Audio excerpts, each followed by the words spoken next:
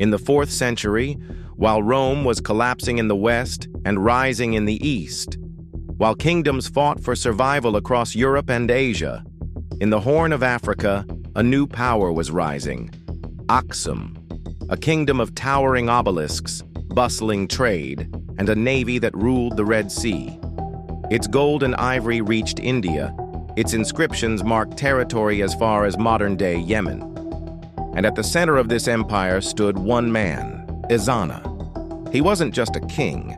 He was the first African monarch to embrace a religion that would reshape his empire forever: Christianity. But Ezana's rise wasn't born in peace. He inherited the throne as a child, surrounded by unrest.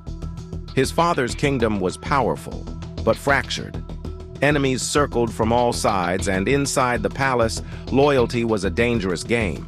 So they brought in a tutor, a foreigner, a Syrian Christian named Frumentius, who had once been shipwrecked and enslaved, but rose through the royal court through wisdom and integrity. Under Frumentius's guidance, the young Ezana learned more than royal protocol. He studied Greek, trade, diplomacy, and something new: the teachings of Christ. At the time, Aksum followed a mix of traditional African beliefs and worship of the god Muharrem, often equated with Ares, the god of war. But Ezana saw something different in Christianity: a faith that spoke of compassion, unity, and justice. When Ezana came of age and took full power, everything changed. He declared Christianity the official religion of the empire, not in secret, not with hesitation, but boldly, by engraving it in stone.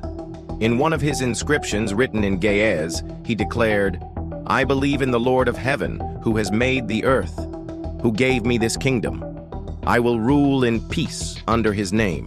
Ezana became the first Christian emperor of Aksum, decades before most of Europe had accepted the new faith. But he wasn't only a religious leader, he was a warrior king. Ezana expanded his empire south into Nubia and north across the Red Sea. His armies crushed rebellions. His fleets secured trade routes stretching to Persia and India. He was both a protector and a conqueror. Yet unlike many rulers of his time, Ezana's conquests were often followed by rebuilding. Temples became churches, roads were restored, and trade flourished. Under his reign, Aksum began minting coins, gold, silver, and bronze, some with crosses marked boldly on them. These were among the earliest Christian coins in the world. This wasn't just a political shift, it was a cultural revolution. Ezana's decision to adopt Christianity united a multi-ethnic, multilingual empire under a single spiritual banner. It strengthened ties with the Christian world, especially with the Roman Empire, which was also in transition under Constantine. But perhaps most remarkably, Ezana didn't erase his past. He respected the traditions before him. His inscriptions referenced the old gods and battles, but also spoke of peace and faith. He saw his reign as a bridge between worlds, between the old and the new. And that's why his legacy endures. Ezana's name is carved into stone stelae that still stand today. His kingdom is remembered not just for its power, but for its wisdom. He transformed Aksum from a regional power into a Christian empire that would survive for centuries.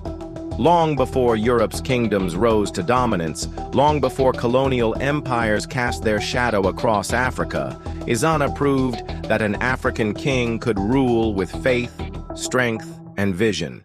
His story is not told enough, but the stones of Aksum still whisper his name. And history remembers him as the king who brought Christianity to Africa, not by sword but by conviction.